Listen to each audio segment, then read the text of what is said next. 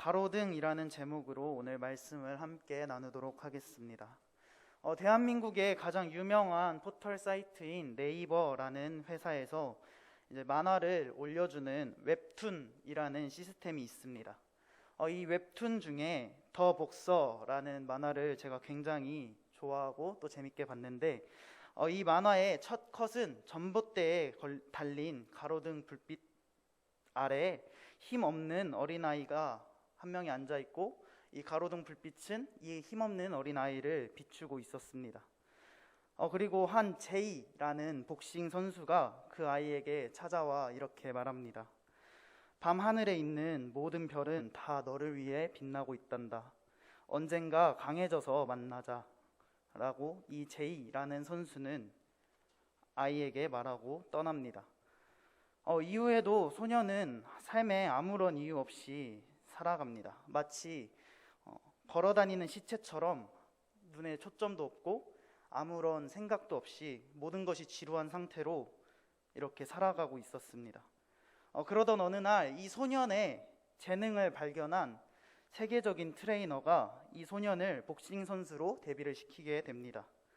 엄청난 재능으로 모든 체급의 챔피언 벨트를 차지를 하지만 그럼에도 이 소년은 감정 없이 싸우는 로봇과 비슷한 눈으로 싸우는 기계에 불과했습니다.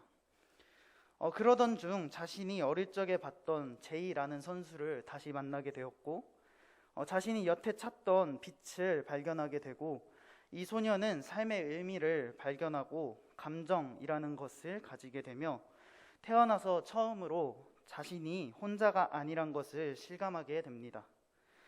그 후에 변한 이 소년은 자신이 만난 그 제이라는 선수처럼 자신의 어릴 적 모습과 같은 아이를 만나고 그 아이에게 자신이 들었던 말을 똑같이 해줍니다.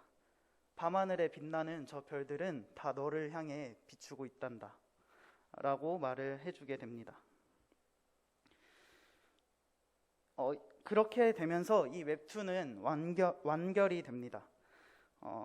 이 웹툰은 복싱이라는 스포츠에 기독교의 복음을 접목시킨 웹툰입니다.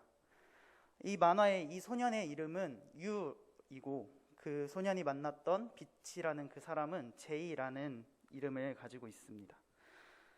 살아갈 의미가 없는 주인공 유에게 빛이 찾아오고 그 빛이 주인공의 마음에 남아 후에 빛을 다시 만나 변화되는 모습을 이 웹툰은 보여주고 있습니다. 이 만화에서 주인공 유는 마치 우리의 모습과 같고 빛을 보여준 선수 제이는 예수님과 같은 모습을 하고 있습니다. 오늘 본문에서도 이런 빛이 등장합니다. 오늘 본문에 가장 먼저 등장하는 단어는 태초에라는 단어입니다. 그렇다면 하나님이 세상을 이 태초에라는 것은 하나님이 세상을 창조하시기 전이라는 뜻입니다. 즉 우주의 모든 것들이 만들어지기 이전의 시간을 나타내는 단어입니다. 또한 말씀이라는 단어는 요한복음을 쓴 요한이 예수님을 표현할 때 자주 쓰던 단어입니다. 그렇다면 말씀이 하나님과 함께 계셨고 또 말씀이 하나님이라면 예수님이 하나님과 함께 계셨고 예수님이 곧 하나님이다 라고 말하고 있는 것이죠. 예수님이 우주의 모든 것이 만들어지기 이전부터 존재하셨다는 것입니다. 3절에 보면 만물이 그로 말미암아 지은 바 되었으니 라고 나옵니다. 이 말씀은 모든 것을 하나님, 즉 예수님이 지으셨다는 말입니다. 후반절에 지은 것이 하나도 그가 없이는 된 것이 없느니라. 이 말씀은 아주 작은 세포부터 우주의 아주 큰 별들까지도 다 예수님께서 지으시지 않은 것이 없다는 것입니다. 심지어 예수님은 생명까지도 창조하셨습니다. 4절입니다. 그 안에 생명이 있었으니 이 생명은 사람들의 빛이라. 이 본문에서 그 안에는 무엇일까요? 영어 성경으로 보면 In him was life. 그 안에 생명이 있었다고 나옵니다. 즉 예수님 안에 생명이 있었다는 것이죠. 여러분, 사람들에게는 공통적으로 있는 것이 한 가지 있습니다. 그것은 바로 생명입니다. 생명이 없는 사람은 아무도 없습니다. 그것은 죽은 사람과 같은 것이죠. 그의 안에 생명이 있었다를 반대로 한다면 그를 떠나서는 그의 밖에는 생명이 없다라는 말이 되어버립니다. 우리가 생명을 가지고 살아가려면 예수님 안에 있어야 한다는 것을 의미합니다. 그것이 우리가 생명을 누릴 수 있는 것입니다. 예수님을 떠난다면 죽는 것과 다름이 없습니다. 우리는 계속해서 예수님 안에 살아가야 진짜로 살아가는 것이 되는 것입니다. 또 중요한 것이 빛이라는 단어입니다. 본문은 예수님 안에 있는 생명이 사람들의 빛이다 라고 말하고 있습니다. 우리는 빛을 보며 사는 사람들입니다. 삼위의 하나님께서 우리에게 항상 빛을 비추시고 계신 것입니다. 사람이 밤낮이 바뀌면 건강이 되게 안 좋아진다고들 하는데 저희 형이 이제 밤낮이 엄청 바뀌면서 막 위도 안 좋아지고 소화기관도 다 망가져 버려가지고 고생을 하고 있어요. 이런 것을 보면은 진짜 사람은 빛을 보면서 살아야 하구나. 빛이 떠 있을 때 일하고 빛이 없을 때 자고 이렇게 해야 되는 것이 맞구나라는 것을 새삼스럽게 느끼게 됩니다. 또한 어두운 길을 걸어가다가도 작은 불빛이 있다면 어둠 속에서도 우리는 길을 찾아갈 수 있습니다. 어두운 골목길을 가다가도 가로등으로 인해 어둠은 사그라지고 우리가 갈 방향을 알려주죠. 그게 빛의 속성입니다. 우리가 살아가는 이 세상은 어떤가요? 갖은 욕설과 또 비난, 폭력 등 말할 수 없을 정도로 암울한 것들이 존재합니다. 그 속에서 우리는 하나님 안에 속한 사람으로서 하나님을 보여주는 존재가 되어야 합니다. 그 대상은 바로 어둠에 속한 사람들, 즉 세상에서 하나님을 모른 채 어둠 속에서 죽어가고 있는 사람들입니다. 우리는 그들을 위해 그들을 가로등이 보이는 길로 인도해 주어야 합니다. 어둠 속에서 두려워 떨고 있는 사람들에게 예수님이라는 빛을 전하는 것이 우리가 해야 되는 사명입니다.